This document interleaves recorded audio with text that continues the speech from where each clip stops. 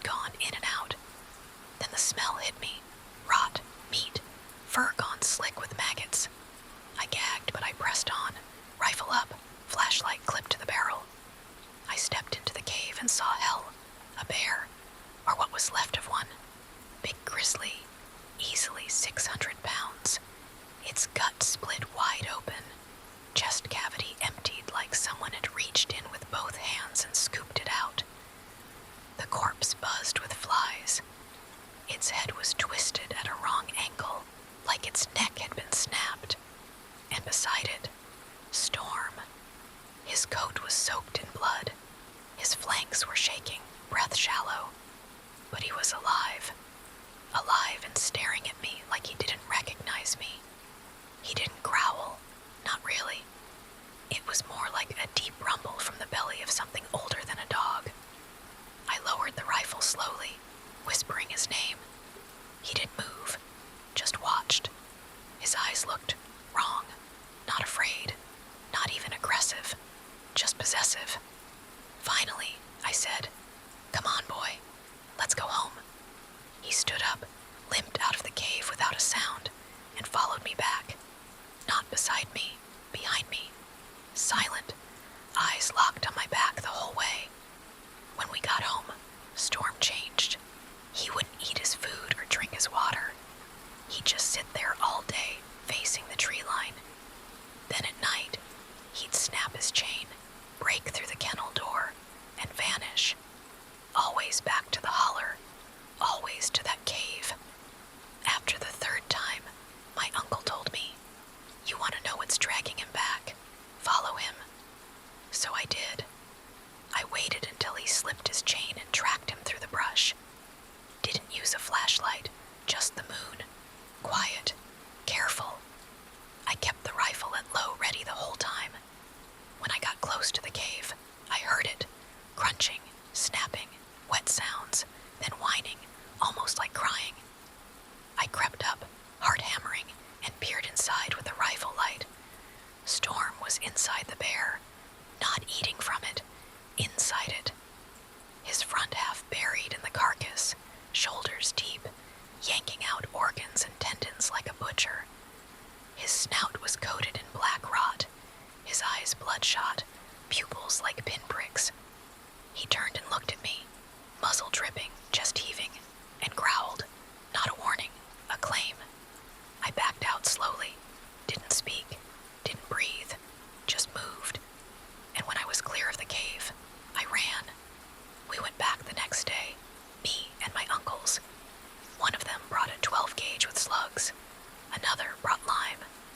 But Storm was gone, and so was half the bear. Only bones and hide remained, like something had tunneled through it from the inside. No tracks, no drag marks. We searched for 2 weeks, never found him. Sometimes, on cold nights when the wind cuts through the trees just right, I swear I hear something growling just beyond the edge of the woods. Something big, something hungry. And I know it ain't no coyote. It's Storm, and he's still feeding. Story 3, titled, "I clicked a Reddit 50/50 link. I think what I saw is still watching me." Written by Unlikely Exercise 583. Hello Reddit. I'm writing because the last few days have been some of the most taxing I've ever experienced, and I need advice. Or maybe not advice exactly. I just need help making sure I'm not losing my mind. It all started a few days ago. I won't lie.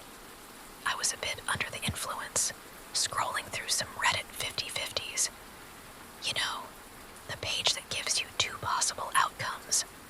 One wholesome like puppies, the other usually something gross or NSFW.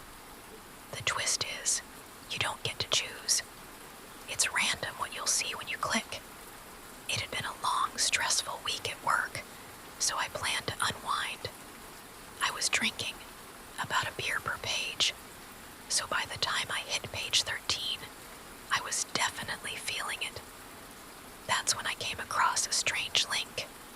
Puppy Bowl Greatest Plays, or The Truth Behind the Uncanny Valley. I chuckled and said, "Let's do it." Needless to say, it wasn't the Puppy Bowl. It linked to a plain web page with just a video player. No title, no description. Still in the spirit of the game, I clicked play. A cold, mechanical voice began narrating the 4-minute video. The Uncanny Valley is a theory introduced in 1970 by Masahiro Mori, a Japanese robotics expert. It describes the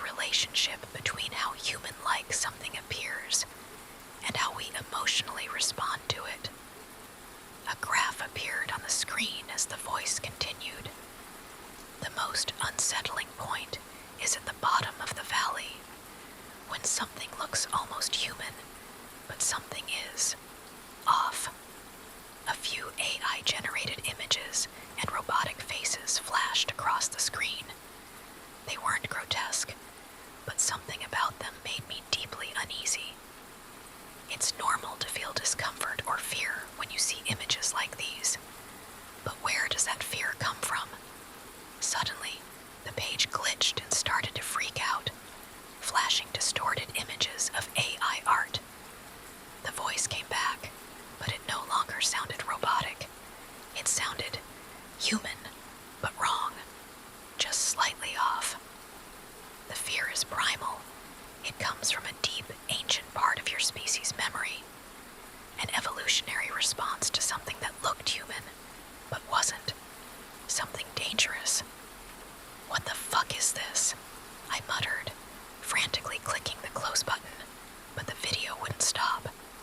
We've always been here, the voice said, a random face in the crowd, and you never notice. But when you do, you look away, you keep walking. Panic rising, I held down the power button on my desktop.